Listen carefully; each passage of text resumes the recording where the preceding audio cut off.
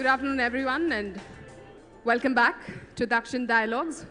All our panelists for this session are here, and we're ready to start.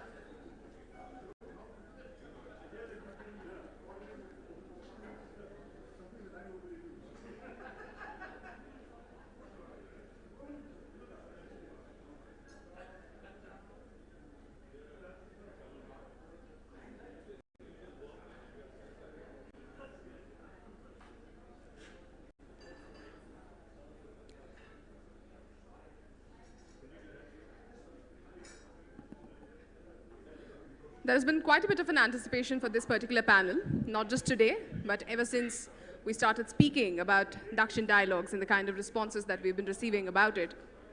And I must tell you, I had a really tough time putting together introductions of this stellar list of panelists that we have today. For the second session today on Dakshin Dialogues, we would like to address a very important question, a question that concerns all of us. Has India lost the spirit of federalism? Such a heavy topic mandates some political heavyweights to weigh in. And on our star-studded panel today is KT Ramarao, Minister for Municipal Administration and Urban Development, Industries and Commerce and Information Technology of Telangana.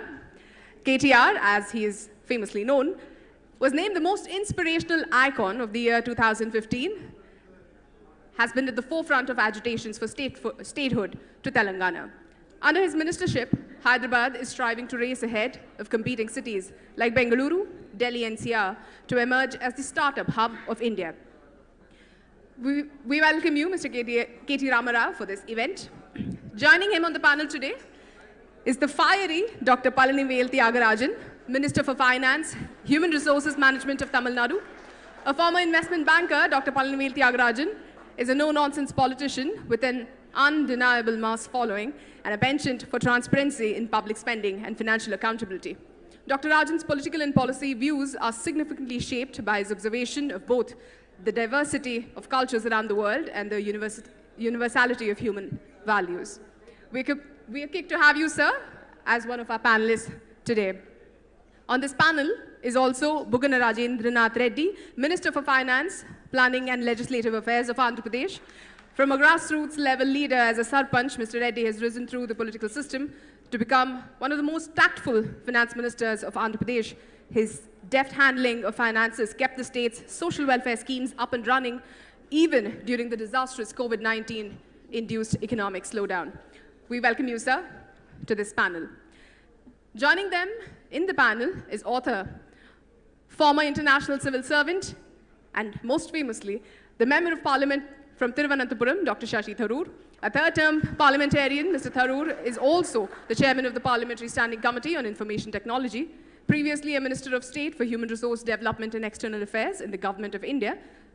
Dr. Shashi Tharoor has nearly 3 decades-long career at the United Nations, where he served as a peacekeeper and refugee worker. We welcome you, sir, to this panel. And moderating this very rich panel of illustrious individuals is the insightful Yamini Iyer, the President and Chief Executive of the Center for Policy Research. Yamini Iyer founded the Accountability Initiative at CPR that is credited with pioneering one of India's largest expenditure tracking surveys of elementary education. Yamini's work sits at the intersection of research and policy practice. Her research interests span the fields of public finance, social policy, state capacity, federalism, governance, and study of contemporary politics in India.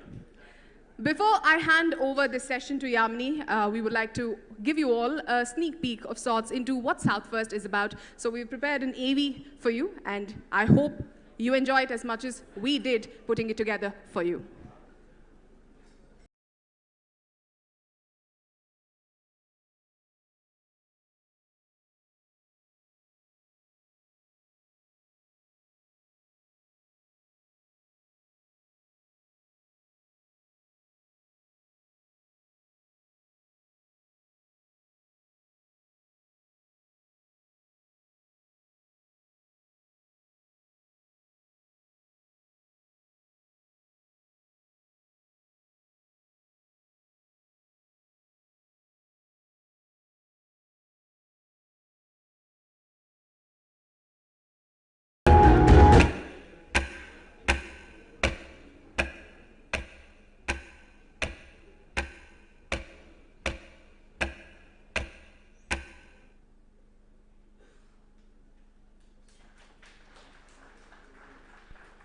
Thank you all, and now without delaying any more time, over to you, Yamini Iyer, for the session.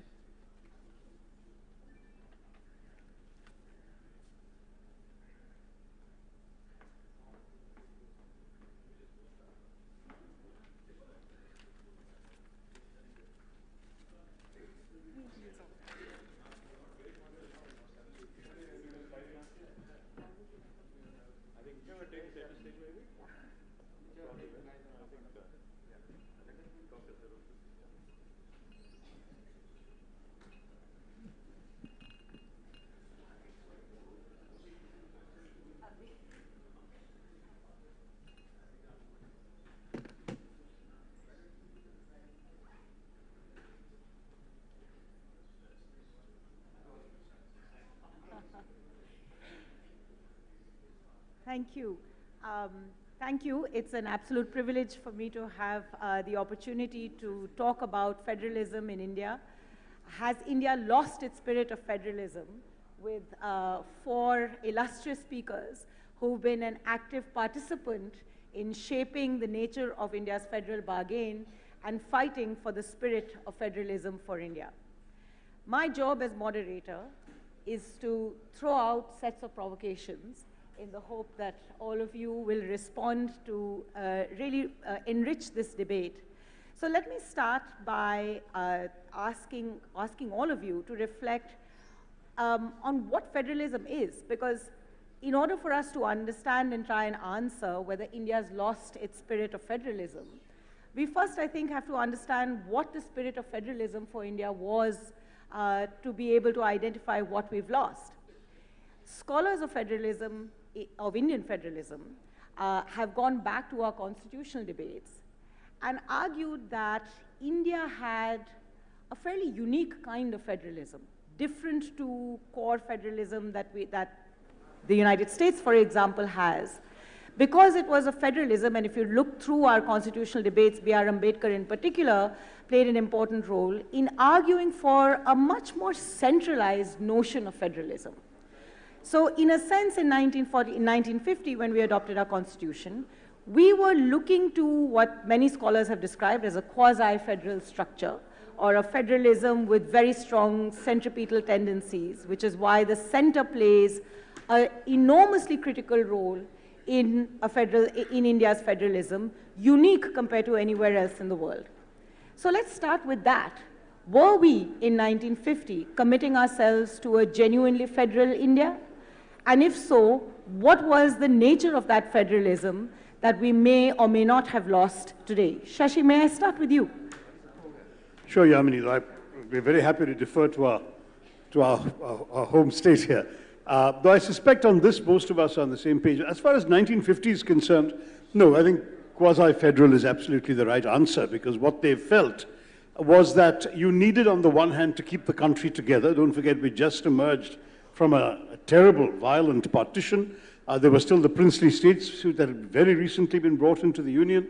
So there was very much this somewhat centralizing tendency reflected in the preoccupations of people like Nehru and Ambedkar, who wanted to keep the country united. Sardar Patel, for example, retaining the civil services as the steel frame of the unitary system.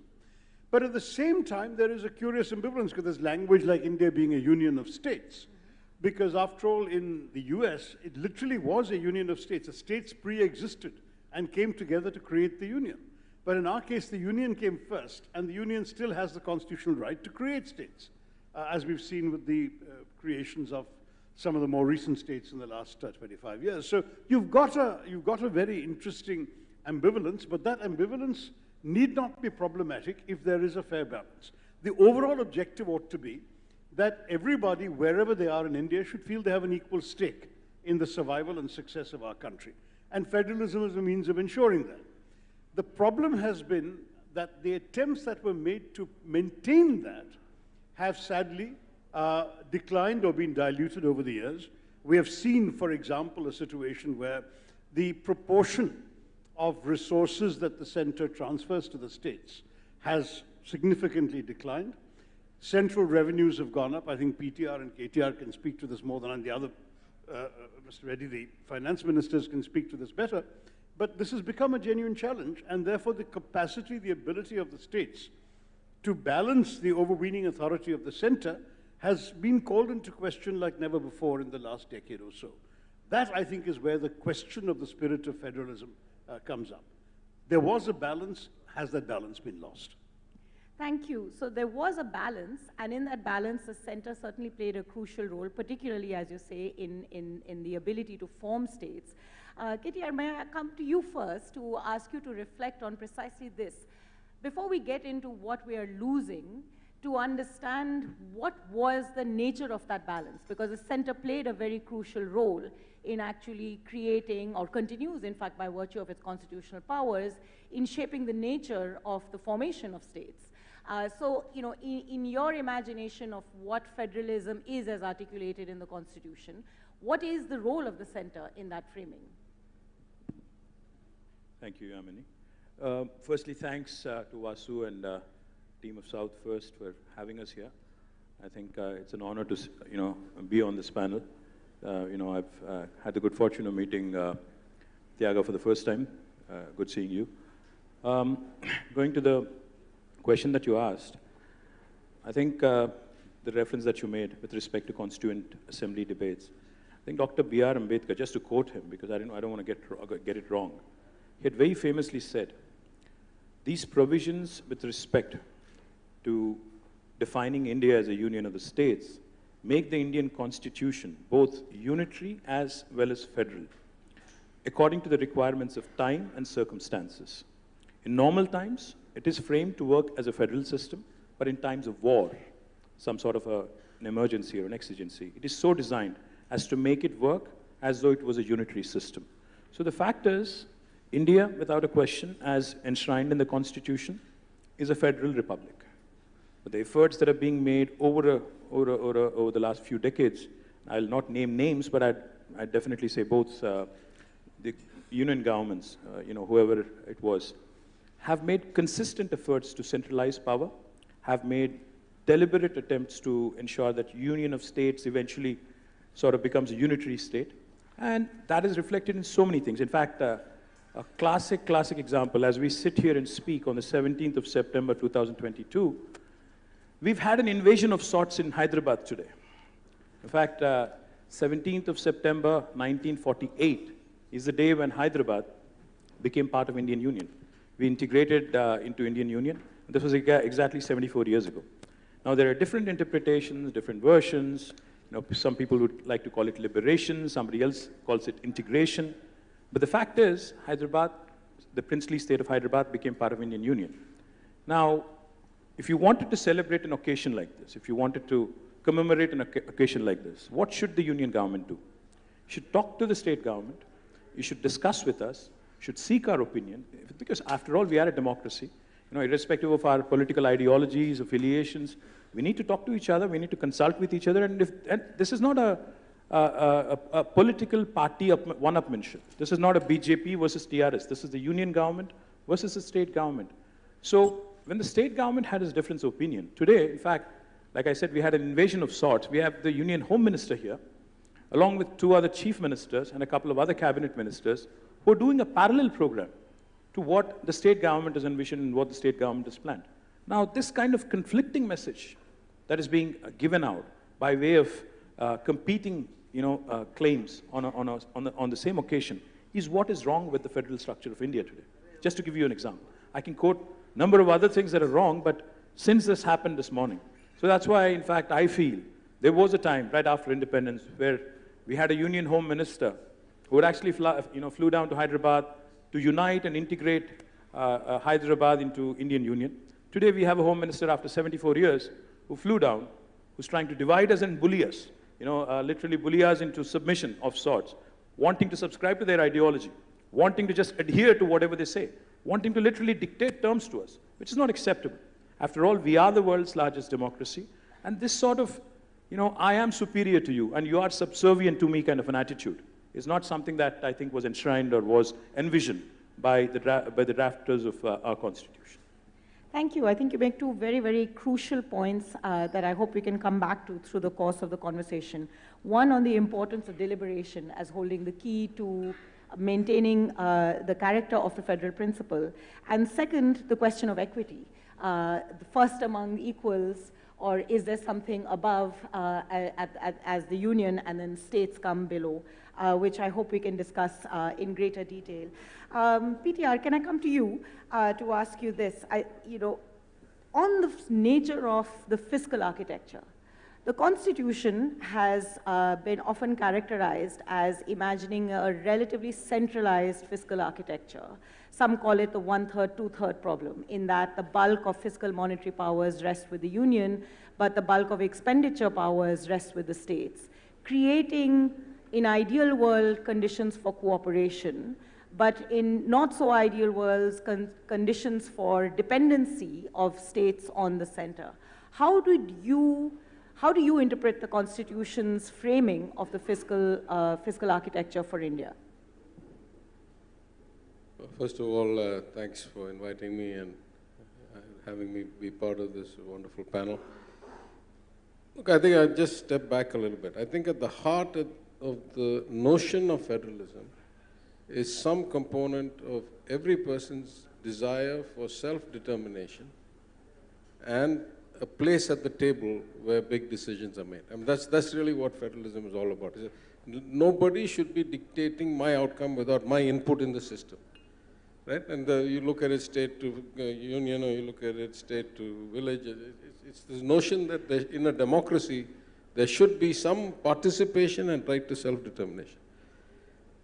Also, I think, as KTR pointed out, Ambedkar itself saw this as a function of time. If you look around the world, with economic progress, with increase in population, with increased education levels, you will see greater and greater devolution of power. You will see greater and greater, kind of flow down of decision making, because you get decision making closer to the people. That has 1,000 advantages. But that's how the rest of the world has gone. We started in a very unusual place, as many have pointed out. The words were there, but the design or the intention was not actually evident. I guess we could have gone the way of most of the world and started to see more devolution, more self-determination. In fact, we have seen the exact opposite, particularly in the fiscal space. Almost all direct taxation is with the union. That's very unique in the world. No other country has that much control. If you don't have any input into direct taxation, that means you don't have any right to determine whether you should be a progressive taxation regime or a regressive. All we get to do, at least we used to get to do, was set the sales taxes and the point of sale taxes and the regressive indirect taxes. Now even that we've sacrificed for the GST. So effectively, we have almost no control in the nature of revenue raising for the country. Are we really a socialist country? Are we really taking taxes from those who can afford to pay and using it to provide public goods and services and supporting those who have fallen behind? We don't have an adequate say into that system, number one.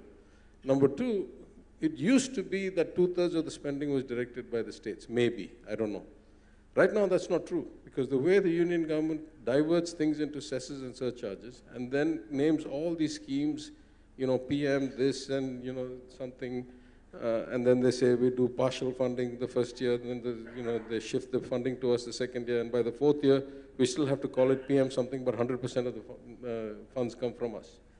So if you look at the percentage of devolution that comes through share of taxes compared to what comes through grants and schemes decided by the center, and increasingly in this regime, named after one individual in the center, then we have lost that independence or that self-determination or that participation as well. So in every way, from a fiscal perspective, from revenue raising, 90% now with the GST Council there, and with spending increasingly there, even though we are the administrators of that spending, they get to design how it should get done, then they get to ask for all kinds of data, then they get to say, no, you qualify, don't qualify. So I would say India started in the wrong place in terms of federalism and has regressed aggressively in the last 8 years or so. We started in the wrong place and we have regressed. May I ask you, Ms. Reddy, for your view on that provocation, but also there was a third element to India's federal imagination, which was the local governments. In our constitution in 1950, we placed that into the directive principles, and it took all the way till the early 1990s and a constitutional amendment for them to be formally recognized as part of India's federal architecture. Did we, constitutionally, was that a mistake? Did we wait too long to recognize local governments and place them firmly within the architecture of our federal structure? Yeah, first of all, thanks to the organizers and the founders of South First, Mr. Vasu and all the other founders, and also all the respected colleagues in the panel today. Well, coming to that, Yamini, I think you're very right in saying that it was delayed sizably, and then even after the delay, the 73rd and 74th constitutional amendments that came in order to rectify that delay to some extent also did not actually materialize.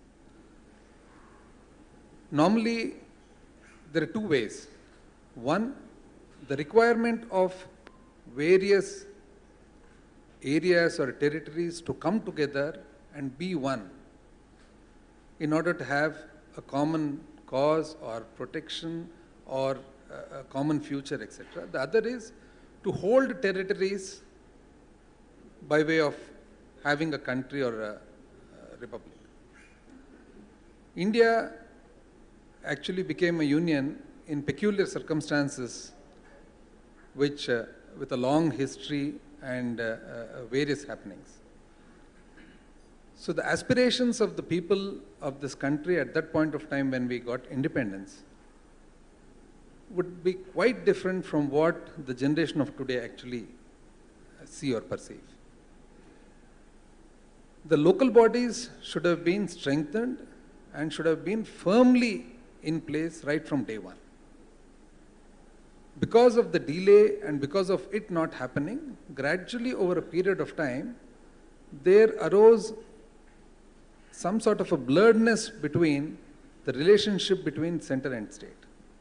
Now states are complaining about the federal structure that includes autonomy, that includes fiscal matters. But how much are the states actually looking into the local bodies? How many states actually have empowered Zilla Parishads? How many states actually have empowered the Mandal Parishads or the Taluks? How many states have actually empowered the Panchayats? So sometimes what we do, we get in return.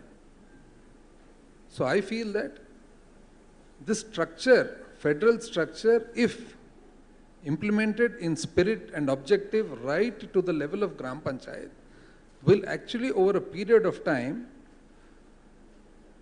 stop this change of policy or change of objective which actually was envisaged by the authors of our constitution. Thank you. I hope we can discuss. We have 3 different states here and Kerala. So 4. So I hope we can also look at the differences in local government participation across the different states too, which is such a unique characteristic of our federal structure as well. But let me pick up on this question of, so maybe in 1950 it was somewhat regressive, or at least at any rate there was an imagination of a relatively strong center.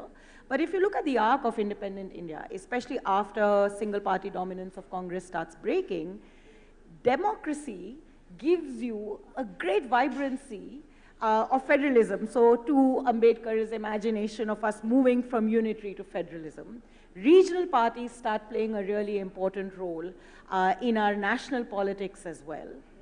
Yet, the puzzle that has always been on my mind, why is it in those peak years of very vibrant, in fact, at some point, political scientists would argue that national elections in India are in fact state elections, because it's this coming together of states that is forming the coalitions on the, in Delhi. Yet very little was done to shift this initial architecture. Shashi, what is your view on that?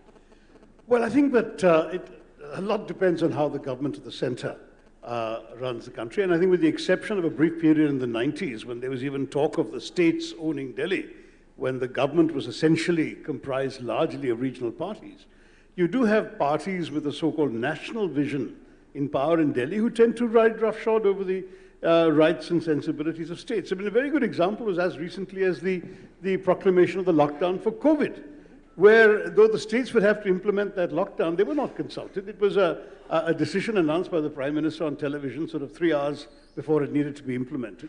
And it was done using a rather obscure article of the National Disaster Management Act. But that was the end of any pretense of federal authority on this. It was just as when Mrs. Gandhi proclaimed the emergency in '75, the states sort of woke up to the news. The same thing happened with the COVID lockdown. And you see this time and time again, even since PTR was talking about fiscal allocations. Look at the allocations for to the states from the Disaster Management Fund. When COVID came along, you'll see no relationship between the population of the states, their COVID burden, the number of migrants they had to deal with, and the amount of money that that fund decided to allocate to them. So we're seeing time after time the tendency of those in power in Delhi, using, of course, the argument of the national vision to take those decisions. I do take the point that you and Mr. Reddy have made about the local governments. I think Kerala is an honorable exception in many ways, in that local governments have been empowered to a very great extent, and that you're seeing some genuine devolution of authority, though not yet budgetary, not yet adequate budgetary means, but it's still better than most other states that I'm aware of. And that is an anomaly in all this, because if the states can argue that they are being wrongly treated by the center, the districts can argue they're being wrongly treated by the states.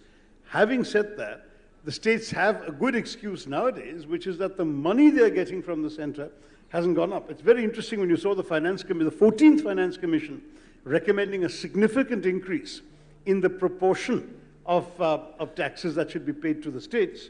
Promptly, the central government implemented that and then reduced instead the amount of other tax they could hold on to. So the net result was a wash. I mean, the states didn't get a penny more, though the argument was they needed more money that they could have the discretion to spend. So there's no question that, I mean, as PTR has argued, that you are seeing a heavy tilting of the scales towards the union government, and that's become more pronounced, it seems to me, in recent years. So you mentioned the 14th Finance Commission, and it was, I think, in more ways than one, a watershed moment for fiscal federalism in India by virtue of the attempt to enhance devolution to states. But about that time, colleagues and I were spending a fair amount of time talking to line ministries and bureaucrats within states.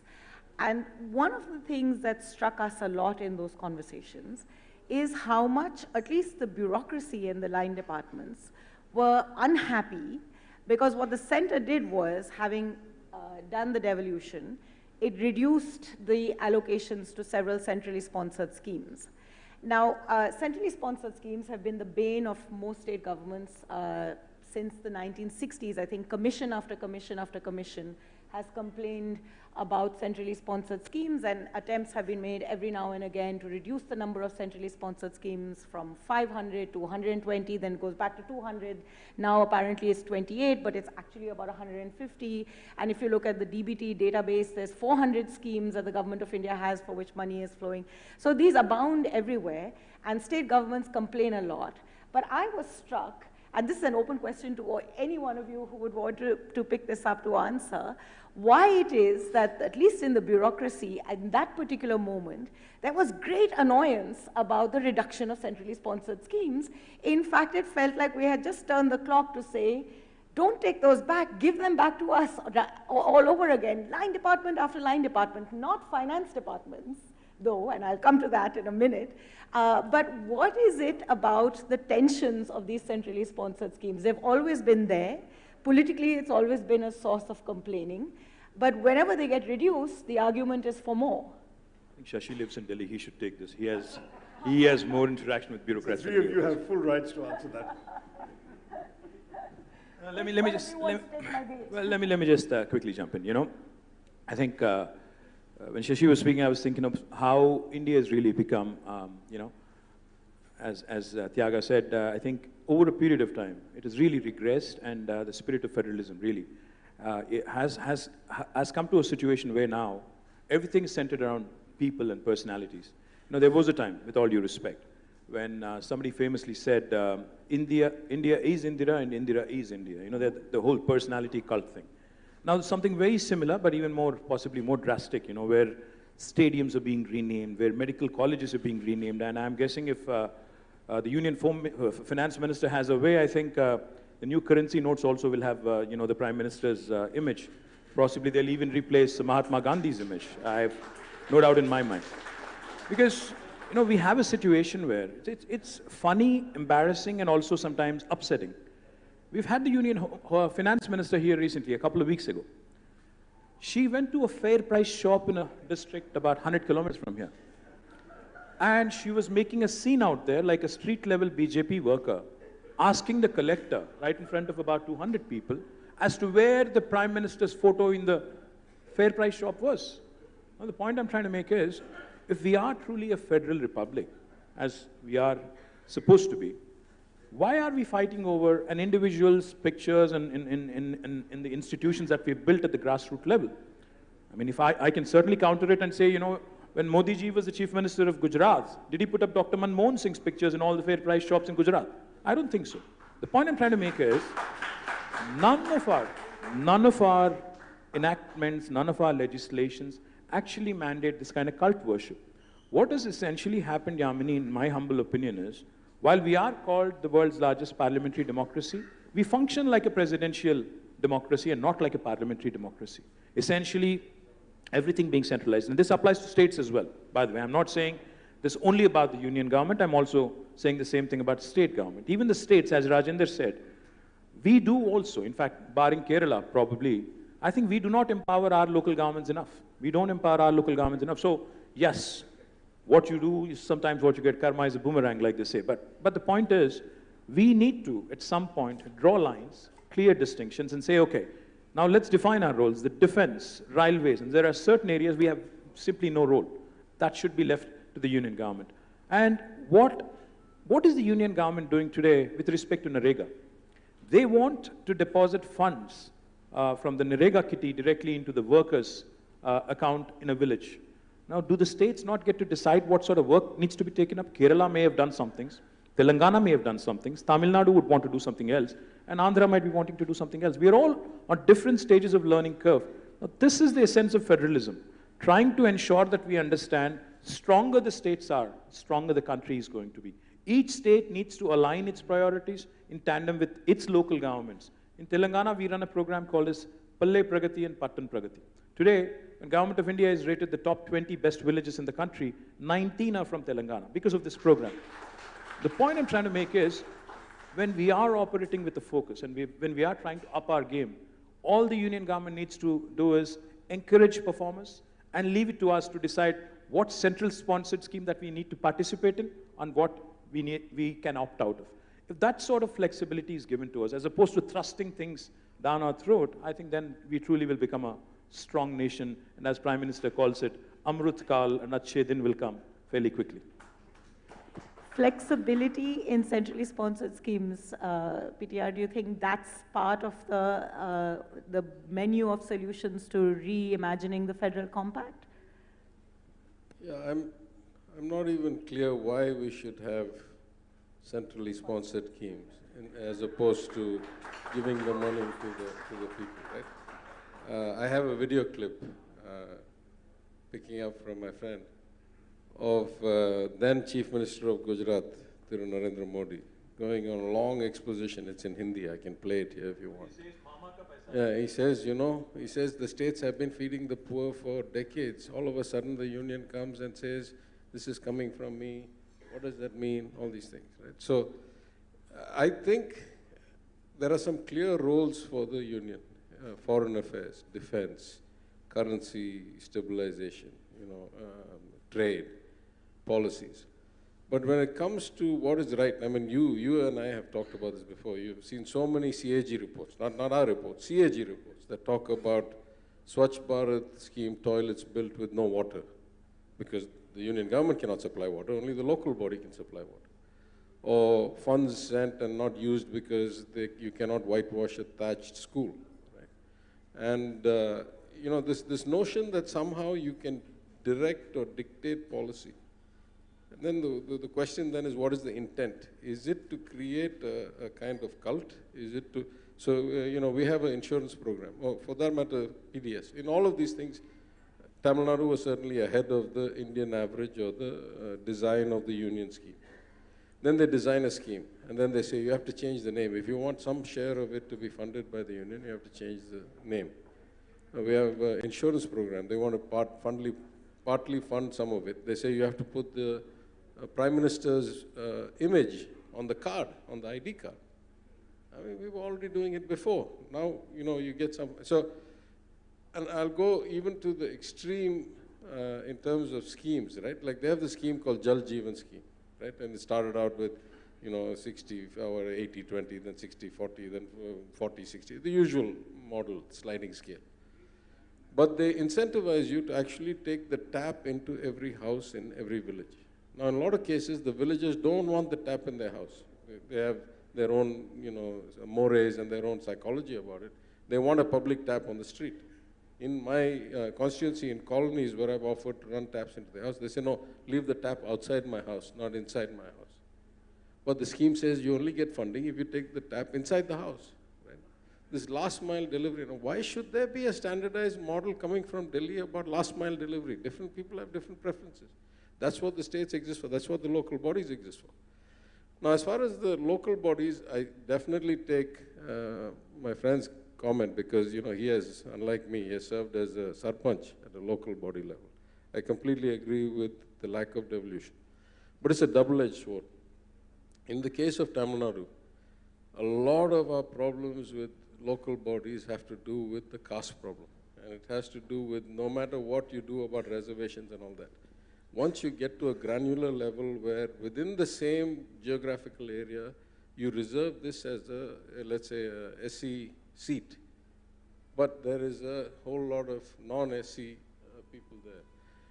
You start having caste problems, and there's been violence and murders and all kinds of clashes and stuff like that. So my colleague, also the Minister for Planning, my colleague, the Vice Chairman of the Planning Commission of Tamil Nadu, says the single biggest improvement in delivery of services and the equality of society in the rural areas of Tamil Nadu was when the line department started driving the programs rather than the local body elected officials. Because if they did that, it was very biased, and even letting out the temple lands and managing the tanks and all that, they would do on a caste basis or a communal basis or a religion basis or something.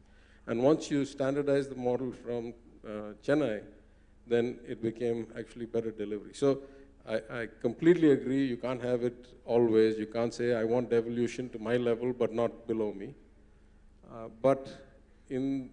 And again, I think time changes things, right? If you have greater education levels, you have greater integration, more harmony, then you do more devolution.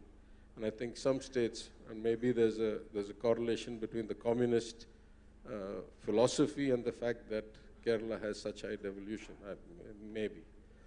But I think all parties take equal credit for that. but some of these things should never be aggregated. There is no natural reason for a one-size-fits-all aggregated model coming from Delhi. That's my view.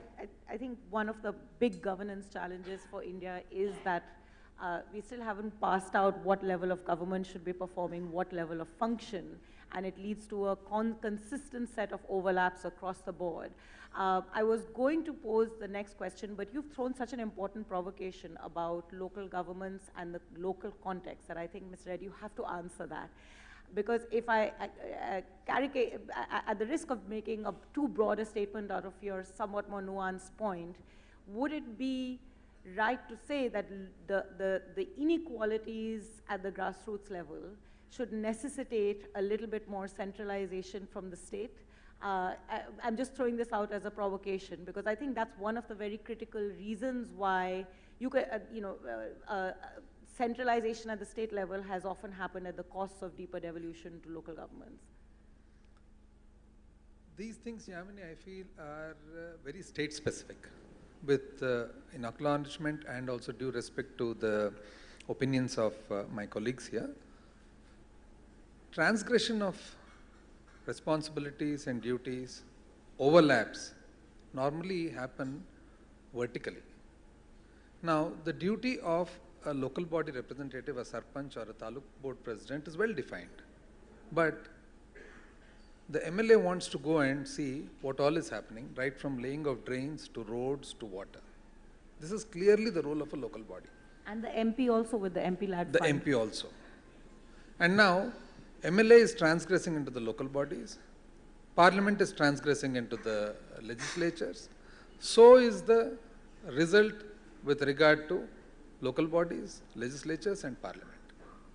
Next comes whether there should be a more centralized monitoring and spending.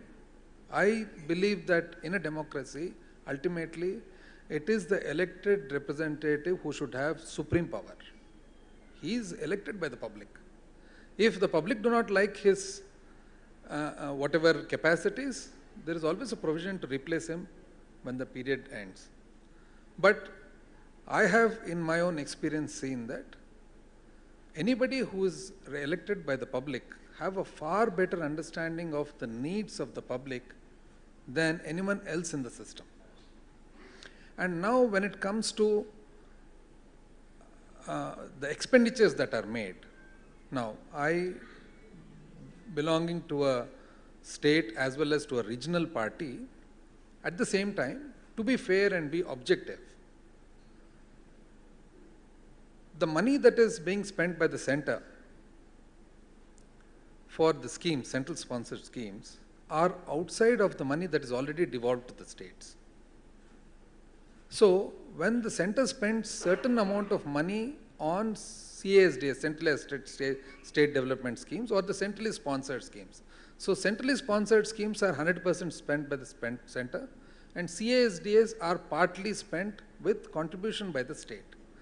So, these are framed in such a way based on the requirement. Now, as Mr. PTR said, there are state-specific, and as Mr. KTR also said, state-specific needs are there where maybe the CASDS have to be, the states have to be given a little more autonomy to design schemes that are more suitable for their requirement. But at the same time, broadly speaking, when the center is spending money for the public, if the state wants to have its own emblem or own mark or trademark, so also we should allow the center to do it. Okay, can I just interrupt for sorry to interrupt.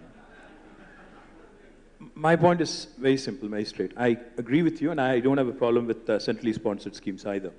The problem arises when somebody tries to impose their ideology. The issue is not centrally sponsored schemes or the larger good that is aimed at for the betterment of the society. That is not a problem at all. See, between all of us, the southern states, we are 19% of the population of this country, but we contribute to 35% of the GDP of this country. So when somebody from Delhi flies into Hyderabad and tells us that I am the giver and you are the taker, you know the attitude that kicks in, you know that humne aapko 2 lakh crore diya. Now that really puts me off. Because you know, every rupee I contribute from Telangana, my tax check, my exchequer contributes from Telangana, what we get back is 46 paisa. For every rupee that is contributed from the south of India, 35% of the GDP, we do not get back. I'm not even asking, I'm not even suggesting that I get back every single paisa. I know that there is defense, I know that there is railways, I know that there are laggard states, I know that there are roles that the government of India needs to fulfill, which of course we are happy to contribute and we are happy to, you know, as an Indian citizen, we are happy to, you know, be a part of the nation building. But the problem is the attitude of those who run Delhi. You know, they come with a chip on their shoulder and they tell us, listen, हम देने वाले हैं, आप लेने वाले हैं. तो इसीलिए हम जब देते हैं, आप हम जो कहते हैं, whatever we say, you have to do. Now that is the problem, because Andhra has a certain challenge. Andhra has certain, you know, projects that they would like to complete. In Telangana, in the last 8 years, we have completed drinking water connection to each and every home. In fact, that became inspiration to Har Ghar Jal. In Telangana, we have done some very, very focused programs on tank revival. In Telangana, we've also completed some large lift irrigation projects. So I have a different set of priorities from my friends here. Now, why should I not get to decide what I should do with my devolution money and with also my money that is being proposed in centrally sponsored schemes? The last thing I'll say is, you know, this whole myth about devolution. how it has been enhanced by Modi ji. Actually, the fact is, both the finance ministers can tell you, it is not 41% that we receive today. Because of all this cess and other things that is happening, we only get 29%, which is far worse than what it was. So this whole, again, abrogation of sorts of responsibilities, or, this obfuscation that they indulge in, and kind of try and take away the money that rightfully belongs to the states by way of imposing additional excise duties and other things. It is a travesty. So this needs to be challenged. This needs to be addressed. And if needed, it needs to be challenged legally as well. In fact, so as Mr. KTR said, the actual increase in devolution and more autonomy to the state happened during the 14th Finance Commission while Dr. Y.V. Reddy was the chairman. Because the 14th Finance Commission felt that states ought to have more autonomy and independence into doing what they want with the money, and it need not be dictated by the center. But unfortunately, that 42 finally now comes down to only about 30%, 10% lesser than what we are entitled to get for various reasons, cesses, etc., etc. But then coming to the issue of center-state, I think this relationship between center, state, federal structure, etc., has to happen from top to bottom. It cannot stop midway or start midway. It has to start from top and go down up to the Gram Panchayat level. Only then everybody understands what the actual responsibilities are, what the actual authorities are, and what the duties are. Sorry, I just want to say one thing about the centrally sponsored schemes. I mean, I'm relatively new in politics, but 15th Finance Commission Chairman, Mr. N.K. Singh, at some seminar we were at, he said there wasn't actually this whole, it wasn't like a constitutional carve-out that there should be centrally sponsored schemes. Certain governments started it when states benefited, and they still had a say in its design, and it was a participative kind of approach. They didn't object. This regime has just taken it to extremes and made it dictatorial, and to suit their political needs as opposed to the needs of the people. But it's not like inherent in the constitution that there should be centrally sponsored schemes. It's not like they're particularly well designed to execute anything. I mean, as I think former Chief Minister of then unified Andhra said, the union is a myth, right? It's an integration of all the money that comes from the states, politicians that come from the states, IAS officers that come from the states, IPS officers that come from the states. It is a temporary gathering of people to facilitate the distribution, redistribution, devolution of what comes from the states. It's not like it drops from the sky to the union and then they divide it up to us, right? So this notion that there should be something that they know better than us itself is a flawed notion, right? There's no natural place for them to have this. And I mean, listen, I'm far, far less strident than the former Chief Minister of Gujarat, Narendra Modi, when he said the same things when he was Chief Minister. Well, when they abolished the Planning Commission, they should have got rid of the centrally sponsored schemes along with it, maybe. No, but I just wanted to pick up on a couple of things that came from that. In fact, when KTR was talking about how much money Telangana gets back on the taxes it pays, historically, the South has been subsidizing the North. There's very little doubt about that. And other states, I remember Mr. Siddaramaiah, when the terms of reference of the 15th Finance Commission came out, he pointed out that for every 1 rupee of tax contributed by Uttar Pradesh, the state receives 179 back, whereas Karnataka, rather like Telangana today, received 0.47. And he says, how long can you keep incentivizing population growth? Now, this ties into the question of central assistance because it's again striking, and this is not from him, I was doing my own research. Karnataka meets 72% of its expenses from its own state taxes, whereas Bihar meets just 23%. The remaining 77% comes from central allocations. So, unlike most other federal systems, India's revenues go disproportionately to our worst performing states. And those are usually states with poor levels of education, high rates of fertility and population growth. And the South, where these things are done better and there are high performance states by any yardstick, thereby gets short shrift, which is actually going to the heart of the issues of federalism. Because if indeed, as a result of the federal system, you're subsidizing the poorer performing states, in principle, no argument. But if the way in which it's done seems to reward lack of performance, population growth resulting from that particular misgovernance in some of these states, and those who are performing well get penalized. In other words, if Kerala runs much better health outcomes and much better educational outcomes, its reward should not be to get less money from the center for health and for education. But that's de facto what's happening. And this remains a serious problem, it seems to me, and goes to the heart of the whole question as to why many of the southern states are talking to you. I do want to join the others in congratulating the organizers for getting these fine minds from the south together. I think I'm the only one from a non-regional party on this panel, but the idea is precisely that it's high time we woke up to the fact that the south has real concerns. I just have one provocative thought for the finance ministers, and I think for all of us. You know, when we say federal, are we fully federal? Are we truly federal? You know, if you look at the United States, they're also a federal republic. In the United States, you know, this whole question about devolution, you know, collecting taxes and then devolving, as opposed to that, why can't we think and why can't we propose a system where even the income tax, even the corporate tax is actually collected and, you know, deducted at the source? Why should we pay to the center and then go to Delhi and line up each of our finance ministers and, you know, I wouldn't call it a bowl of sorts, but, you know, kind of make a request, plead with them, and then eventually get our money back a few months later? Why can't we actually be a truly, fully federal republic and actually start collecting taxes at the source, including income tax and corporate tax?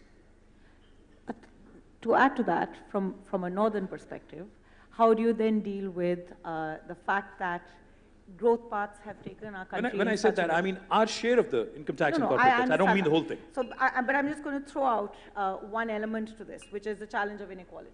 You have such huge convergence, such huge divergence, which all economic theory would have argued over time would have led closer towards convergence. But there's no sign of that convergence, and we still sit within the union. So there has to be equitable sharing. It is a very integrated economy, as we discovered in the times of COVID. The fact that labor and capital moves, it moves from the north to the south, so there is an interdependency. In some senses, it sharpens the federal, it's a sign of a sharpened federal tension, but also a sign of deepened federalism. So how do we balance these two tensions as we go forward in a fairly fraught environment? Let me take the simple question first. Right? I mean, I think certainly we have many examples of societies where income taxes or direct taxes happen at multiple levels. So, you know, both KTR and I lived in the US for many years. The federal government takes some tax, the state government takes some tax, the city of New York takes some tax, the city of Los Angeles takes some tax, right? These are all independent of each other. So certainly at some point we have to say that the power of direct taxation has to be given to the states, whatever the constitutional need for that is. But there's a broader problem here. I think in no federal society are all people the same, right? Like economically, you'll always find better-offs and less well-offs. The unique problem of India, and why I said to the 15th Finance Commission in my submission, written submission, I said, if equality and efficiency were the targets of finance commissions, then you all have been miserable failures for 25 years. Because every other society in the world, every other country in the world, the US, China, European Union, wherever, you take funds from the better off, you give it to the less well off, and whatever the measure is, it converges. You know, longevity, health measures, per capita income, education access. It converges. That's what the transfers are supposed to do. In our case, not only it doesn't converge, not only it doesn't stay the same, not only it's diverging, it's accelerating in its divergence. So the ratio keeps changing again and again, and still the outcome gets worse and worse. Let's just take Tamil Nadu's case. At one point, we were roughly 7.5% of the population, 7.5% of the GDP, got about 7% of the tax devolution of that 32% that they devolved. Now we are less than 6%, I think, of the population, about 10.5% of the GDP, and we get about 4% of the taxes.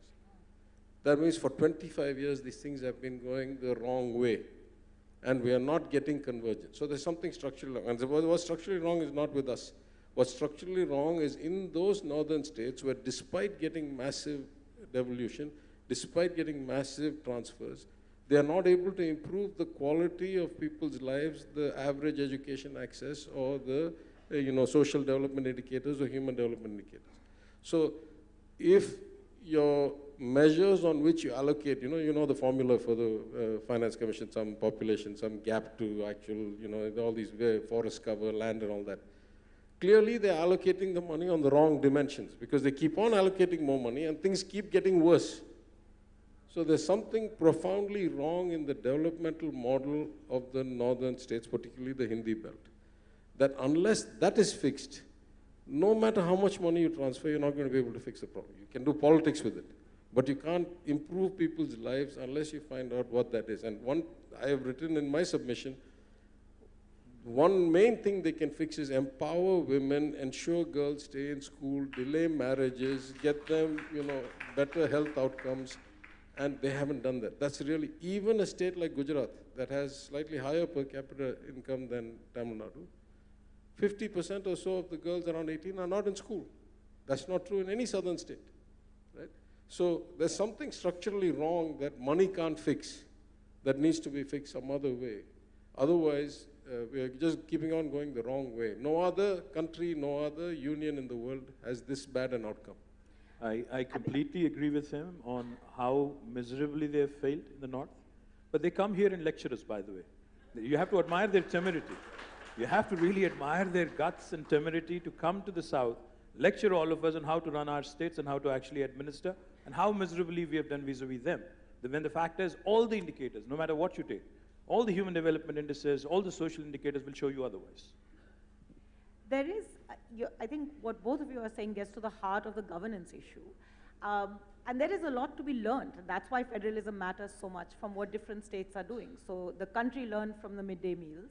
The country also learned from Bihar's attempt at giving bicycles to girls to try and bring them, get them to secondary schools. And in all of this, I think one aspect that we haven't talked about much is, and you brought it up in your initial remarks, the question of deliberation, that at the heart of federalism is the idea of coming together to dialogue, to deliberate, to share, to learn, and evolve solutions to these very wicked, hard problems. There has been, Mr. Reddy, if you can reflect a little bit on this, constant attempts in our history of trying to create these so-called sites of deliberation. The Interstate Council, which is now punishment posting for the bureaucrat. The Planning Commission, everybody said, was filled with all kinds of problems. The National Development Council did not work, so we created the Niti Aayog. But then we left it to the finance departments, or the Ministry of Finance rather, to do deliberation with states. The GST Council, which was meant to be a site of deliberation, it works sometimes, it doesn't on other occasions. How do we think about this institutional question? Are we missing something? And what kind of space do we need for states to come together? The regional coming together, of course, is full of learning. The southern states coming together, the northeastern states coming together. But there's a lot needed for this deliberative environment to come together. Is it an institutional problem as well as much as it is a political problem? I think it is both, Yamini. Of late, I think last year and this year, together we had two South Zonal Council meetings. I think they were quite well held, and we could see sizable outcome. Of course, I believe for a very long time, Zonal Council meetings were not held. But again, coming to the fundamental question is, are we a union or a federation? Now, I know it's very difficult not to be speaking for autonomy, not to be speaking in favor of regionalism or sub-regionalism. Because once you speak about unitary, then it becomes dry. But at the same time, India, is it a federation or is it a union? Even though we have certain elements or quite a lot of importance given to the federal structure, we are basically a unitary country. That is the reason that more of power we have to reconcile and accept. Probably the reasons at that point of time would have been different from many other countries. Now you look at Russia, you look at what's happening in the UK, you look at Spain. See, everywhere you have this sub-regionalism to such an extent that there is a constant friction between the union and the states or the independent units.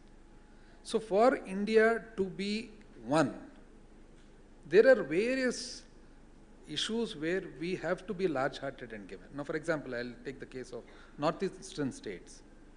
They barely have anything for them. it is the duty of us to support them. So we have to, at some point of time, feel that probably we are more fortunate. And because of us being more fortunate, it becomes incumbent upon us to support all the states that do not have certain or have natural disadvantages. So it becomes difficult when we actually compare ourselves to the West and especially to the United States of America. See, there it is a federation, it's a clear federation. Like Mr. Sheshi said in the beginning and Mr. KTR said in the beginning, it is basically a federation of states that were already there. Whereas we in India, at that point of time when we got independence, the complications were so huge. There were princely states, there were areas that were ruled by the British government, by the crown, and so many diversity in caste, creed, language. There are so many difficulties where unless there is some sort of a strong center and strong integration, it becomes difficult to hold on, I feel personally. Now, it becomes very nice to say that I am Andhraite, but at the same time, unless we say I am Indian first and then Andhraite, it is difficult for this country to survive. No, I want to make a slight distinction here. It's precisely because I'm Indian that I worry that all the money is being thrown into a well and no development happens in UP. Right? It's not the money that I begrudge. It's that hundreds of millions of fellow citizens are not getting development, are not getting growth, are not getting access. So it is because of patriotism. I'm not saying I don't want to give the money. I'm saying we are, just like KTR said, we are happy to contribute. We are well off, we are lucky, we have been well governed, we are educated, we want to help. But we should get something that helps our fellow citizens. If we keep on transferring the wealth and it keeps on going into, nothingness, into smoke, that's what we're concerned about. How do I say this? If it was just a zero-sum game that says who gets more, who gets less, etc., then it's a pointless debate. Why do we come to public life? We're not, just trying to, it's not like going to a casino and, rolling the dice, right? There should be some future vision of a better tomorrow than today. And that better tomorrow, it is hard to imagine a country where hundreds of millions of people get left behind, and yet there is a better tomorrow. They also must participate in this. And that's a state problem, but the union trying to dictate a one-size-fits-all as the disparity increases is an exercise in futility at best, or some kind of, megalomania at worst. If I can just add a little bit to this. 42% was the devolution, vertical devolution by the 14th Finance Commission, and 15th Finance Commission actually made it 41. 1% going to the Union Territory of Kashmir. At that point of time, there was a lot of comment on why do we have to give that? But is it right? If we are not coming forward to give that 1% to an area, territory called Kashmir, on one point of view, you look at it from the state point of view, it might sound to be state advantages to the state. But when you look at it from the country's point of view, is it correct? That's my question. Go ahead. I just had one quick point. I've been a minister for 8 years. I've been a minister in the state for 8 years, and Honorable Prime Minister and his team have been in Delhi for the last 8 years. You talked about divergent India. You talked about how India is so different, how heterogeneous it is, how everything is different in Northeast, West, East, South, etc. How many times has this government in Delhi made an effort to actually make us sit together? Because Prime Minister keeps talking about Team India. How many times has actually Team India sat together and tried to learn from each other? If Tamil Nadu is doing something very good in health, should I not learn from it? Should I reinvent the wheel? I don't think there has been a single situation where this government in India tried to actually say, listen, there are some good things that have been done in some pockets of the country. Why don't you learn from each other without reinventing the wheel? That has not happened. Second point, they talk about cooperative federalism. I mean, lip service is fine. I mean, it's all nice to hear all these nice, fancy words. The fact is there cooperative federalism in the way they behave, in the way they actually operate? No, it is coercive federalism. That's what they actually, in terms of actions, that's what they actually deliver. Sabka saath, sabka vikas. Seriously?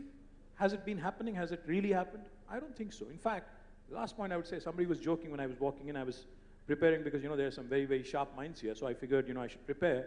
And somebody told me, this Prime Minister, for him, GDP is not gross domestic product, but for him, it's only Gujarat Development Program. That's all he knows. That's all he understands. Where is Sabka Saath, Sabka Vikas in this country? It's all, Gujarat is the epicenter of everything. I'll just give you one example. In Telangana, we had launched what is called as the Hyderabad International Center for Arbitration and Mediation with the help of some legal luminaries. We wanted this to be, we wanted to compete with Singapore, Dubai, London, and we wanted a lot of arbitration disputes to be settled here. The state would gain some revenue, will make it also an attractive place to do business, etc. What should the government of India do in such a case when the state actually launches something on its own? At best, support us financially, give us some backing. At worst, at least don't create something which will be a hurdle. And that's exactly what they've done. They've gone ahead a couple of months later, announced in Gujarat a new center with complete center backing, a new center which is contrary, which runs exactly contrary to us.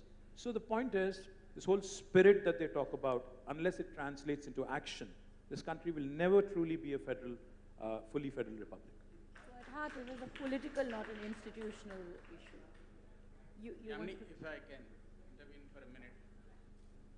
Federalism, as I don't have to tell any of you, is not just about the fiscal. It's not just about the, it's not just about the fiscal space, right? As Justice Selmeswar pointed out in the morning session, for example, NEET. How does one common entrance examination work for a country like India? Tamil Nadu is fighting back what it feels imposition of Hindi, right? As representatives from the South, what do you think are the areas where the diversity that this country is known for is sought to be trampled upon? So I think that question gets to the heart of where I think we should shift gear in this conversation, which is precisely this. The federal principle is also about accommodation. It's about enabling diversity to cohere. And in some senses, at least in the 1950 imagination, the strong center was part of precisely doing this. We've now come a long way from there. In this present moment, how does the centralization that we've all spoken about now sit with this need for accommodation, of the coherence of diversity, of the coherence of difference? Well, I'm genuinely worried about this because you're looking at a situation where this precise logic that in a country, a union made up of divergent states at various stages of development, of literacy, of various human development indicators, there must be a sense that there is, if you like, the common nationhood that belongs to all of us should be a winning proposition for all of us. But now we're facing, for example, in 2026, just 4 years away, the lapsing of the 91st Amendment, under which the political authority in this country, that is seats in Lok Sabha, were allocated on the basis of the 1971 census, even though it was already 25 years out of date when Mr. Vajpayee renewed it. It was brought in again so that we wouldn't needlessly open up a situation in which the states that were performing well would be punished, as it were, for their performance in terms of reduced population by also losing the political power that comes with higher population. So that this became a rather sensitive situation. I know in democracy, one person, one vote and so on means that as some of our northern states have completely grown out of control in terms of population, they should be entitled to more seats. But the result is going to be a serious disenfranchisement of the southern states. And it's only 4 years away, and I think it's time we start thinking about it. So far we've been discussing money, fiscal allocations, those are real concerns. But what happens in a situation where, particularly with a fairly strong majoritarian party in power at the center, at the union government, which has a Hindi, Hindustan, Hindutva kind of agenda, how do we then see the southern states in a position in which collectively, for example, the South is unable to even prevent a constitutional amendment? If tomorrow, after 2026, the political representatives of the northern states have a two-thirds majority. What's to prevent them, for example, declaring Hindi as the national language, which many have tried to do, but have always been prevented from? These are also fundamental questions. There's a political dimension to the unitary impulse that I think we will have to confront sooner rather than later, because it's just a few years down the road. There's the larger project, of course. We've got a building coming on stream where there's going to be enough seats for 880 people. Are we going to find our parliament being converted into some equivalent of the Chinese People's Consultative Chamber, where Mr. Xi Jinping comes in and makes his declamations, and these 880 or whatever 1,000 people there ritually applaud their tables, and that's about it in terms of meaningful debate?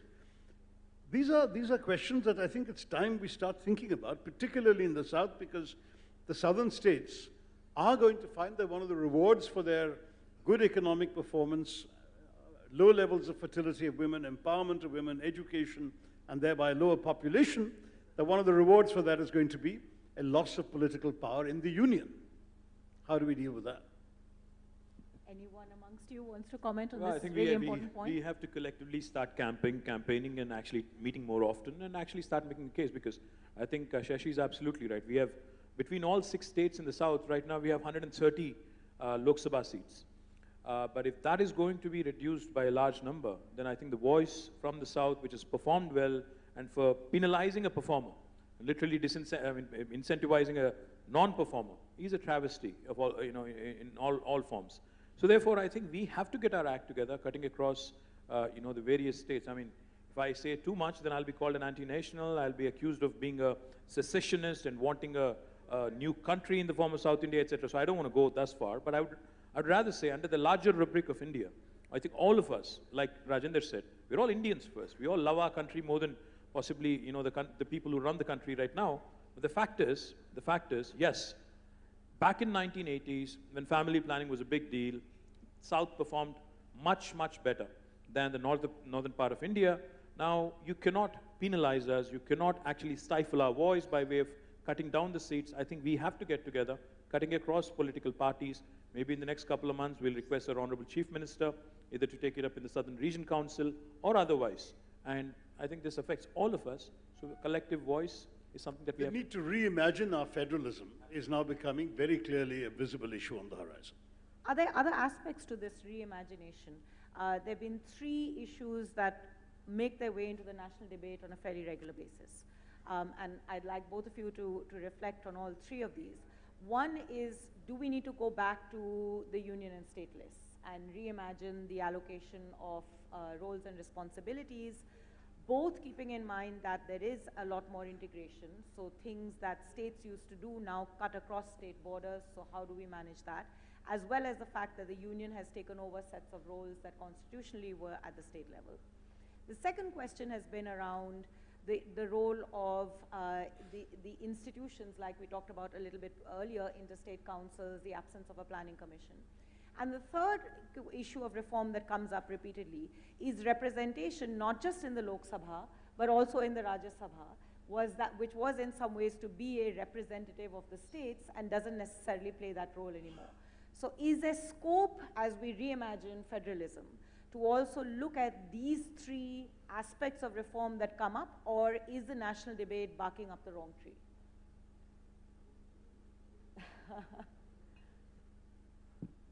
I think whatever we're doing now is not working.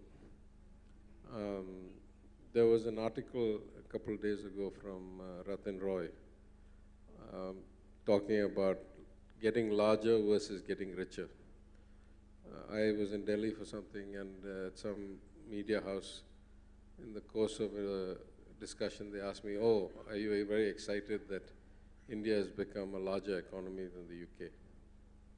I said, "Not particularly. I mean, if you tell me that the average citizen's life has improved, if they have better access to clean drinking water and, garbage-free street, that excites me. Multiplying some number by some other number and arriving at some scale, it doesn't really excite me that much." He went on to analyze it even more deeply, which is the point I want to make here. Right? We have this perception that the labor from the poorer northern states comes and finds work and helps our economy. All true. But he made a point which I had not actually contemplated. Ever since I became the finance minister, I've been chairing the state-level bankers committee meetings every 3 months myself.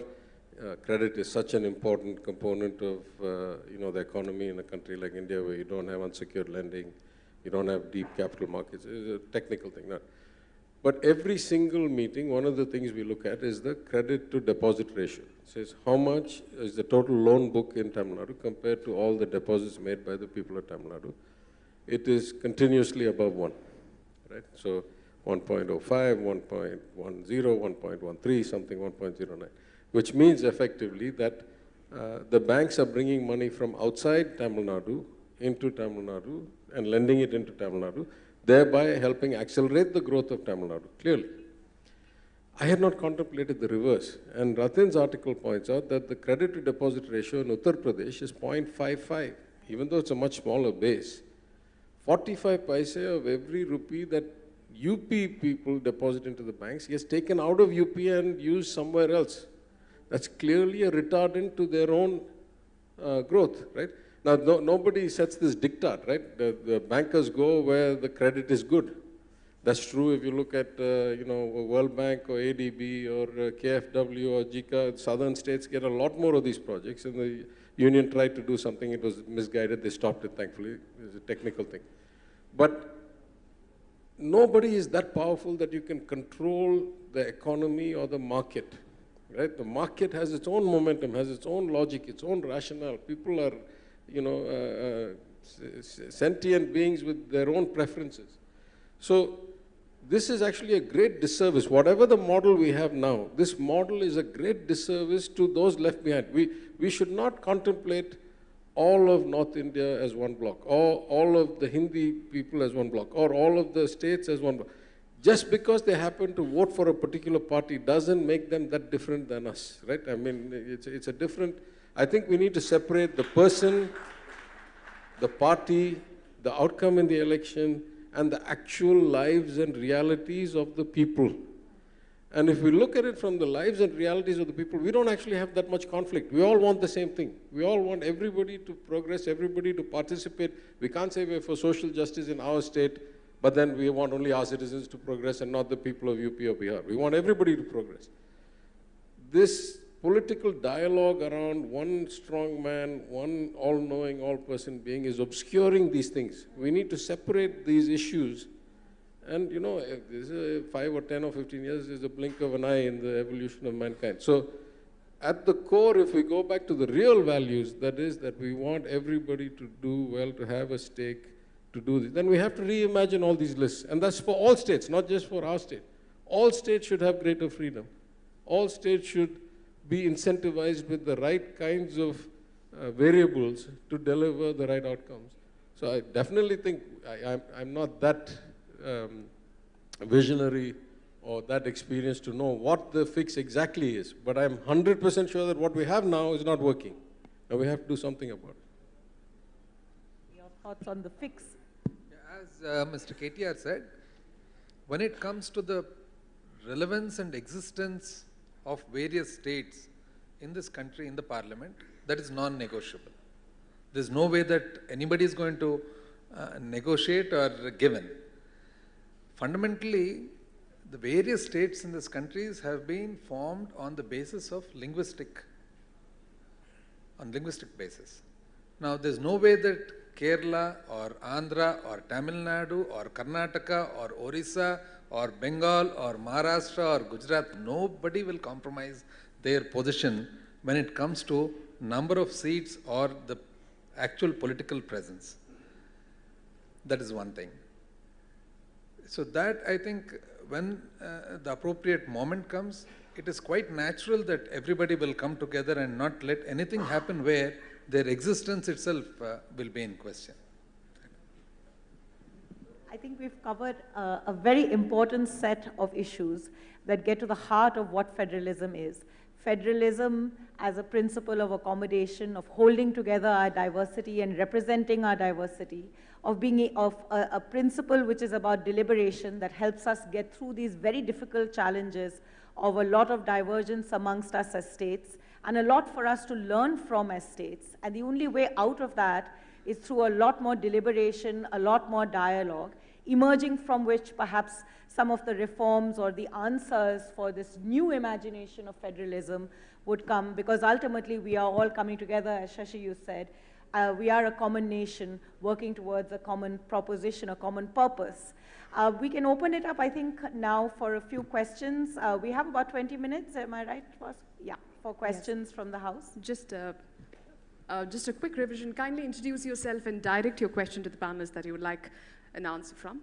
Thank you. Great. And please leave it to the moderator to choose the questions. I'm well, sure. There are 3 women right here who are asking questions, and I have to give them the space first. So, ma'am, over to you. It's South first means ladies first. Did we not hear It is. about all the great women's empowerment? So, good evening, dignitaries.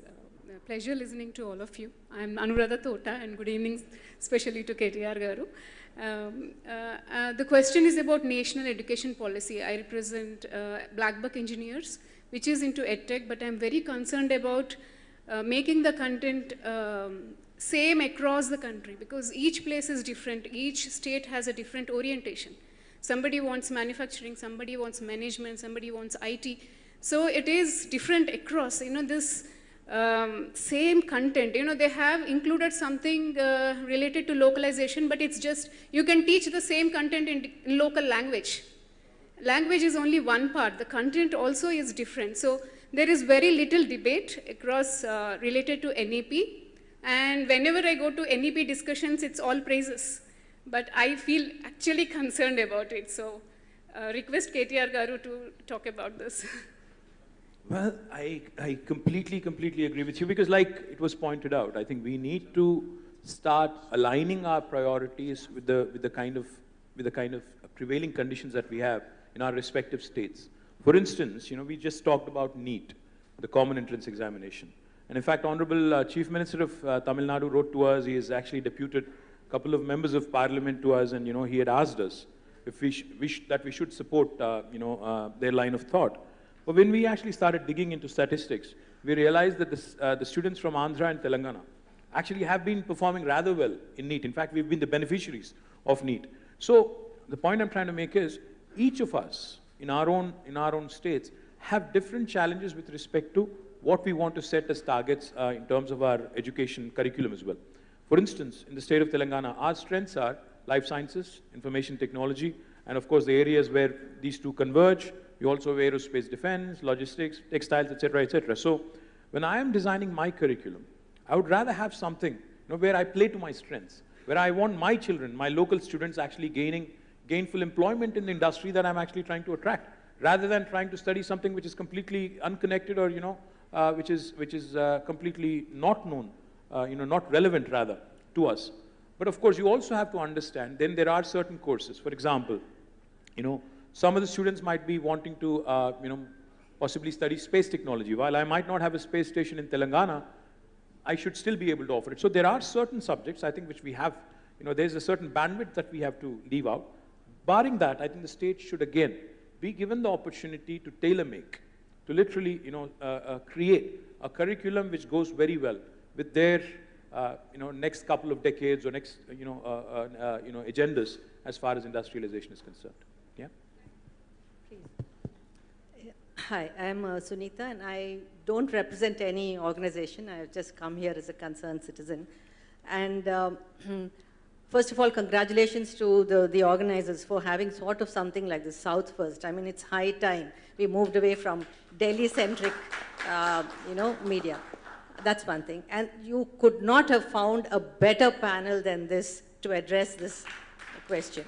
That's the thing. And then I'm throwing open this very provocative question to any of the panelists here, at the risk of sounding anti-national. Let us all agree that we are a humongous, heterogeneous, unwieldy, and difficult to govern country, violently yoked together. There's no, history tells us how we've been brought together. So all this talk of unity in diversity, essays which we've written since school, are we just romanticizing it? Or do you think that it is possible? Now, I've listened to arguments back and forth and thoroughly enjoyed it. And I've heard Mr. KTR and Mr. PTR say that, you're talking about decentralization coming in top down. I've heard Mr. Bugana Rajendran Reddy saying that it should be bottom up. Do you think it will be possible, top down or bottom up, somewhere we'll meet and it will be possible to have a proper government, state and central? Well, I don't think it's particularly romanticizing the idea of India, because honestly, I do believe there's been a civilization impulse towards national unity going back thousands of years. I think that this is a magnificent experiment to bring together the diversities in one space. I used to love twitting the Europeans by telling them that we had achieved what the European Union can dream for 100 years of getting to, of different cultures, in a sense, in the Marxist sense, different national groups all converging together into one particular state and sharing a common experience. I think it's in many, many ways been wonderful. But my argument was that while this Indian unity is a great precious asset, we need to reimagine the way we've structured it so that, for example, we can decentralize our federalism, ideally right down to the panchayat level, and certainly to a great extent to the states, so that, for example, the proportion of resources of the central government is not so overwhelming and so decisive that the political authority of Delhi should not matter so much that, as KTR was saying, everybody has to stand in a queue in Delhi to get what is rightfully money they themselves have raised and spent back. There needs to be, on fiscal grounds, on political grounds, and everything else, a reimagining so that we can keep the unity, but at the same time protect and enable that diversity to also thrive. Right now, the danger is tilting in the balance more and more. I mean, there was a reference in the conversation, perhaps very briefly, to the cesses. The government has essentially started disguising more and more taxes as cesses in order not to have to share any states. So you're really seeing a situation where the state governments are being gradually disempowered both financially and politically. And we in the South, I do believe, are facing a disproportionate burden because a lot of the taxes we raise here are going off to the rest of the country. And as Mr. Reddy said, that's a good thing. We do need to help other poorer states to develop. But again, as PTR pointed out, are we doing it the right way? Because they don't seem to have progressed despite all these resources going to them. So somebody, I think at some point, maybe this should be a job for Niti Aayog in consultation with state governments, to sit down and reimagine how we can do this in a way that lets the states get on with the business of actually developing in their own interests and so on. Some of these issues of common examinations, common everything else, would be, I think, much less troubling if we had a clear distinction in our minds between the things that states do and states need to empower themselves for their own interests, and some things that can only be done nationally and for which you do need national criteria, national standards, and national resources. This is not impossible, but it needs people to focus on the question now. It had been a very stimulating and hard-hitting dialogue. Thank you. I want to raise one issue which I think is very eminent and would have very significant implications for state Are you only talking finances. to your political opponent, or are you talking to all of us? To all of you. No, in fact, to the finance ministers. Now, this is about the extra budgetary borrowing of the states for capital expenditure. Now, the demand of the central government is that this be considered part of the fiscal deficit or normal borrowing of the state governments. If they insist on it, I think Telangana, Andhra, Kerala, I don't know about Tamil Nadu, you are going to face disaster. Fiscal space for the coming few years is going to be totally erased. And this is not an issue that can be individually negotiated. It's something that requires collective action, legal and otherwise. Particularly when the central government, they have never complied with 3% fiscal deficit. Average has been 4+. While on the eve of COVID, state government fiscal deficit is only 2.75. So I would like the finance minister to respond whether you will be considering possibility of a collective resistance to this move? I'm not a finance minister, but I'd like to respond to this. Sorry, can I just Yes. make use of my role as moderator and just request one, because there's lots of hands, so can we just take 2 questions at a time? I think the lady there had a question as well, and then you can respond to both. Sure. Please. There, Mr. Isaac. Thank you for giving me an opportunity. I'm Poonam Kaur, and this is a question for all of you, and asking just as a citizen. For a democracy to survive and thrive, we certainly need a strong opposition. Whereas we see in many states that they're enjoying the monopoly. And in this position, how do we really say that the center is unfair or the state is unfair? Nobody is really looking at democracy on the whole. Secondly, sir, this question was specially for you. Bugna sir, for you. We have heard a lot of arguments about the center being unfair to South, and there have been arguments where, there's a lot of difference the way they behave. And having the strength that you have, would you, looking at the situation in Andhra Pradesh, not really ask for special category status? Are we losing it out because of our political selfishness? KTR sir, first I would like to thank you, because on the 75 years of independence, when I went to Pochampally and I tweeted, you've actually released the pension for the weavers, and I really want to thank you for that. And I want to ask you, because you've been tweeting a lot about taxes, is it not true that state is also enjoying the taxes at the same time, has the opportunity to abuse the center? Isn't it hypocrite? To you, sir, Dr. Tharoor. Sorry, last one. Dr. Tharoor, would you take the opportunity for a South Jodo Yatra so that the democracy survives? Thank you. So, we'll start with you and ask all of you to give a Well, I'll take Mr. Isaac's question first. The Fiscal Responsibility Budgetary Management Act that was enacted in 2003 has clearly, outlasted its, intent, is what I would like to believe. Because for a growing economy, which is growing at 7, 8, 9%, and for a state like Telangana, which has grown at a CAGR of 15% over the last 8 years, you cannot look at debt as a burden. In fact, if you ask me, for a growing state, debt is a future investment if you're investing in capital expenditure. If you're investing in productive sector, if you're investing in a sector which is going to actually pay you back, then it's actually an investment, it's actually not a debt, first thing. The second thing is, in fact, Mr. Isaac would agree, when in 2003 the act was enacted by the UPA, it was envisioned that even the center would actually comply. But in the last 18 years, they've flouted it, they've amended it at least 18 times. Now, you can't have 2 sets of rules, for both governments. The central government, while it talks about, debt GDP, debt GSDP, they keep pointing to us that, you're overshooting. They're at 60%, a state like Telangana is at 25%, but we still get told that, you're not behaving. And the last thing I'll tell you, to penalize us, to choke us, to strangulate us, and to tell us that, listen, you're not in compliance, the SPVs that have been borrowing, the corporations that have been borrowing, to look at their debt burden and to actually put it on us, on the state, as, covered under our FRBM, and to put it retrospectively, is something that I will certainly challenge. I will definitely, work with Mr. Isaac. I would definitely go to the highest court in the country, because it affects my state, it chokes my state, it chokes a growing state, and it's a travesty. So that's to Mr. Isaac's point. Now, Poonam, I thank you for supporting handlooms.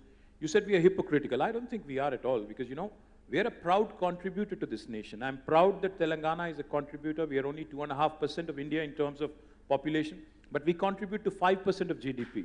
So अगर आज कोई bridge बन रहा है गुजरात में, महाराष्ट्र में, तमिलनाडु में या कहीं और, मुझे कोई उससे दिक्कत नहीं है, बट मुझे इसी बात से फर्क पड़ता है, this cultural political hegemony कि हम देने वाले हैं, आप लेने वाले हैं, उस बात से मुझे फर्क पड़ता है, क्योंकि हम contribute कर रहे हैं, हम किसी के subservient नहीं है, किसी के subordinate नहीं है. तो इसीलिए मैं बस नहीं इतना ही कहता हूँ, अगर आप तेलंगाना आते हो दिल्ली से, आके थैंक्स बोल के जाओ, आके यहाँ बिरयानी खाओ, ईरानी चाय पियो, बहुत अच्छी चाय है हमारी, तो बस you please behave and behave in a respectable fashion. You cannot come here You cannot come here and tell us and dictate terms to it and basically tell us that we are not performing when we actually have done rather well. We have the largest per capita income in the country. When 2014 it was 1,24,000 rupees. Today it's 2,78,000 rupees. Our GSDP has risen by 130%. We have outperformed the union government on all benchmarks. So we have a right to decide our own priorities. In fact, I heard Tyaga said, speak on TV where he has said, famously asked, in fact, he said, are you doing better than us that you actually dictate terms to us? So the point is, we're not being hypocritical. All we are saying is we're happy to contribute to the nation. We're more patriotic than you, but at the same time, do not, kind of impose, do not kind of, try and come here and tell us what to do and what not to do. Let us decide our priorities. Let us chart our own course. That's all I'm saying.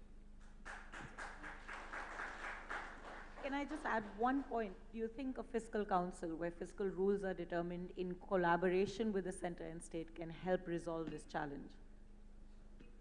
Maybe, but I just want to make a point here about this FRBM Act, right? So we have our own FRBM Act equivalents and we can amend them also.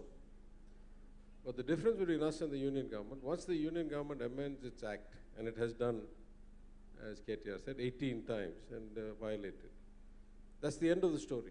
For us, after we amend our act, we'll get these letters. All of us have got one of these letters. Then we get a second letter that says, you shall not borrow more than X rupees.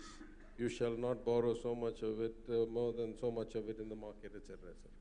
So this hypocrisy of a double standard where you can do whatever you want, then you tell us that we can't do what the Constitution allows us to do, our Act allows us to do, you use this 293(3) backdoor clause and all that. So let me just put all of it together and say, we don't begrudge sending net donor money or being net not recipients. We don't have any lower concern for the average Indian citizen than anybody else. What we don't like, expanding on what KTR said, don't come and tell us as if you brought this money from your house and gave it to us. It's our money, you're giving it back to us. Some of it you're giving back to us, number one. Number two, either you perform better than us and then tell us how we should act, or you learn from us, or at least leave us alone to perform better than you rather than try to subvert our performance. Number three, if you want to take national policy and actually create things in areas where it's not your domain, right? Education was moved from the state list to the concurrent list. It did become a union list. Agriculture is in the state list. Minor dams and ports are in the state list. Why are they legislating over there and how have they involved any of us in it? See, it's one thing if you call all of us collectively and you say this is not working well, let's do it better, we are likely to get some progress, or at least we can agree to disagree and walk away. You enforce by diktat with no track record of performance and say, because I say so, you shall do so. So our friction is not about being donors, our friction is not about being less than caring citizens. Our friction is that we don't get treated as equal partners. That's what the Constitution says. It doesn't say there are two levels of government. It says there are two parallel, equal governments. And we get no acknowledgement for the good things we do, and in fact, we get told how to do it. Let me just take NEET as an example. What is our objection with NEET? Health is a subject where it's very hard to separate education from public health delivery because you can't teach medicine without a hospital. And the government of Tamil Nadu, I would say better than most states, at least in ratio of doctors to patients and other health measures, has done better than almost any state in India. We have an integrated policy that goes all the way from medical colleges to government hospitals to rural health centers to primary health centers, where we incentivize doctors to go and work there so that they can get priority in education, etc. A test like NEET disrupts all of these designs. It's not just about the entrance, it's about the entire health delivery system. And then I ask the question, on what basis do you tell me that I should change my model when my model has produced far superior results than you and is 100% funded by my state budget? It's not your money. You haven't done better than us. Why should you tell us how we should run an admission test? We will give priority to SC and Dalits. We will give priority to rural students. We will give priority to state schools. That is our health system. It has produced phenomenal results and brilliant doctors all over the world. On what basis do you believe you know better than us? Why should we listen? It's not even your money, it's our money. It's not even a central grant, it's the state of Tamil Nadu allocated 20,000 crores in the budget to run the health system.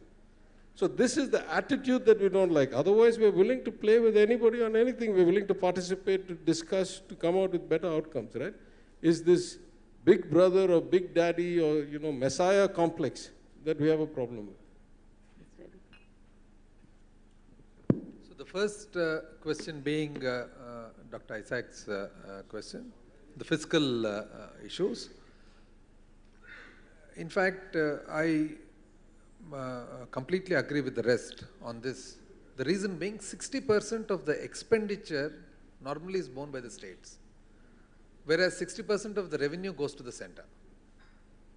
So there's a whole lot of difference. And the responsibilities and the duties of the states are far more citizen-oriented than the union. Union has certain responsibilities in the form of defense, certain infra that is common to all the states and to the country, etc. But something that is closer to the citizen is primarily the state's responsibility. Therefore, we cannot have two sets of rules. One borrowing rules for the states and one borrowing rules for the center. Whatever is there has to be common. The same FRBM rules applicable to both, the same conditions applicable to both. Because ultimately, if all the states contribute to a nation, all the citizens are Indians, then the debt of the country becomes the debt of the country, citizen.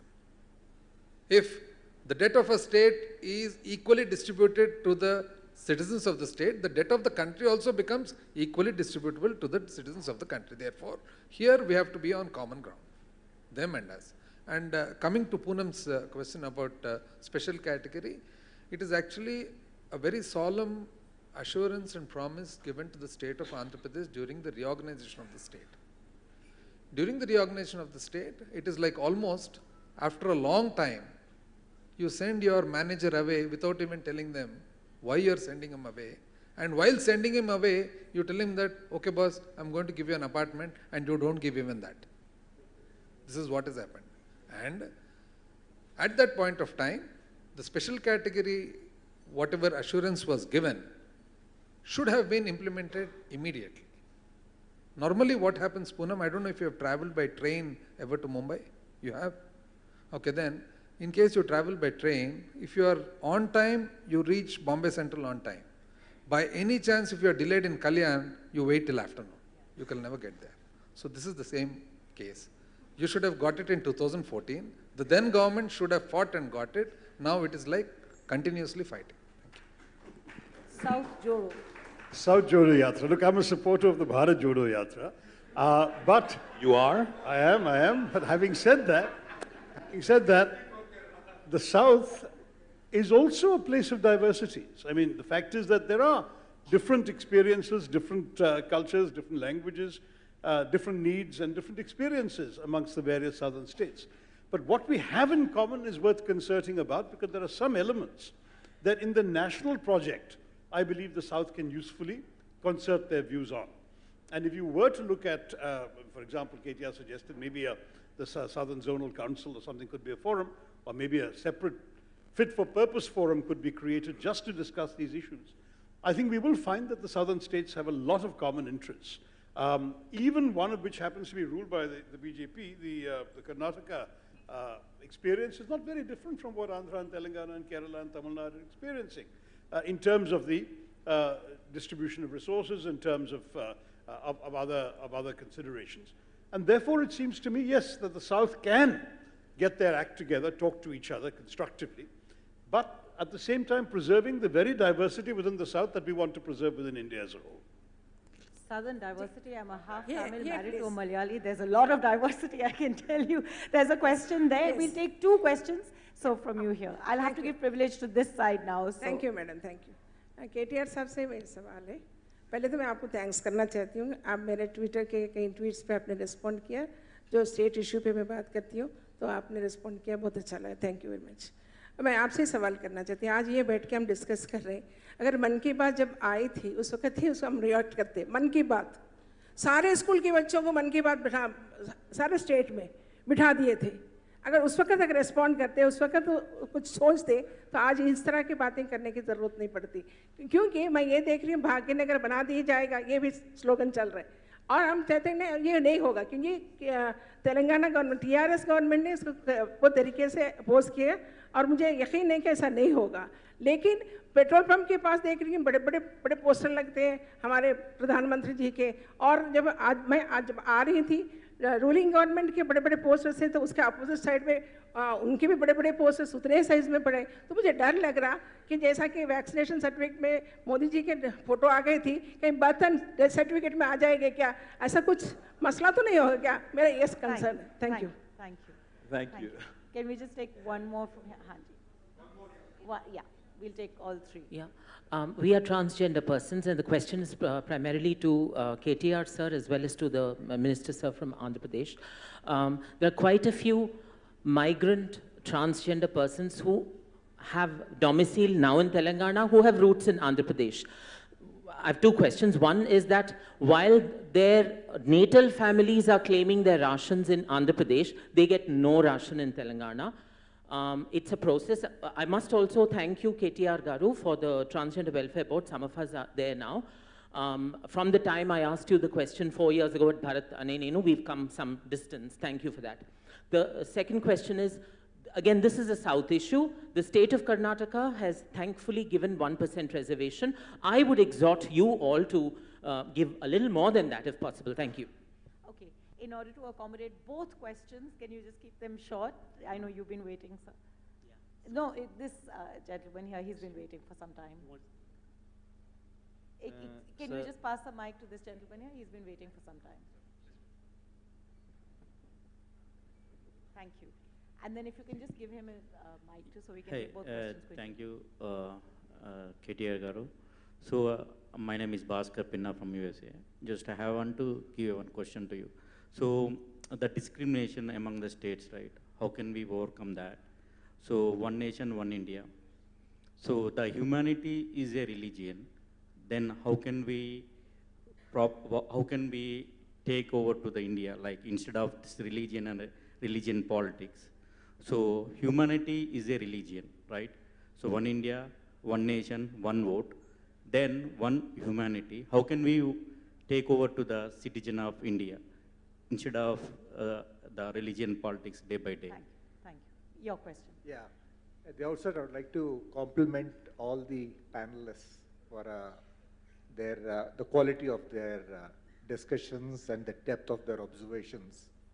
I think it's very well rounded and very well put. Now, we're all Indians at heart. We want the country to do well. And unless we grow as an economy, there is no scope for us to deal with our internal challenges nor our external threats. So the focus has to be on economy, like all of you have rightly pointed out. Now, again, we are a young nation, young demography. I think at a certain level, there's a lot of pessimism creeping in because of the way things are going.